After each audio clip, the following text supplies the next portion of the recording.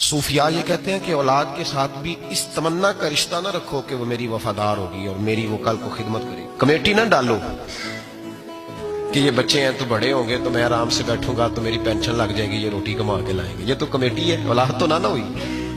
Committee نہ ڈالو، چھوڑو اس چکر کو. اولاد فرما بردار اگر ہوگی تو اپنے فائدے کے لیے. ہم نے اس سے یہ لالچ بھی، حضرت عبداللہ بن مبارک رحمت اللہ تعالی علیہ فرماتے ہیں لالچ کے رشتے ہیں دنیا کے، لالچ کے. آپ کے انتقال کا وقت آیا تو اماں بڑا رو رہی تھی. عبداللہ بن مبارک رحمت اللہ علیہ اپنی اماں سے کہنے لگے اماں تو کیوں روتی ہے، تیرے تو اور بھی بیٹے ہیں، تو کو میرے بعد لاوارث تو نہیں ہو جائے گی، آخری وقت ہے، نزا کال. اماں تو کیوں روتی ہے، اور بھی بیٹے ہیں.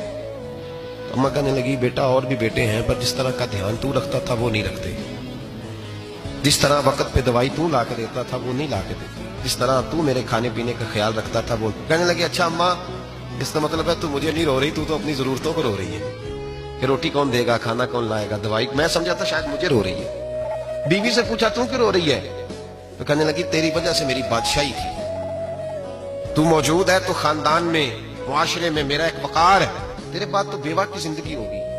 آپ فرمانے لگے اوہو میں سمجھا تھا شاید مجھے رو رہی ہے، تو اپنے وقار کو رو رہی ہے. بیٹوں اور بیٹیوں سے پوچھا تمہاری آنکھوں میں کیوں آنسو چھلکتے ہیں. کہنے لگے ابا جس پیار سے باپ شادی کرتا ہے دوسرا کوئی نہیں کر سکتا، اور جس محبت سے باپ لا کے کما کے دیتا ہے دوسرا کوئی نہیں دے سکتا. فرمانے لگے اوہو میں سمجھا تھا مجھے رو رہے ہو، تم تو شادیوں کو رو رہے ہو، میرے ساتھ تو تعلق ہی نہیں. پھر عبداللہ بن مبارک رونے لگے، اب پھوٹ کے روئے.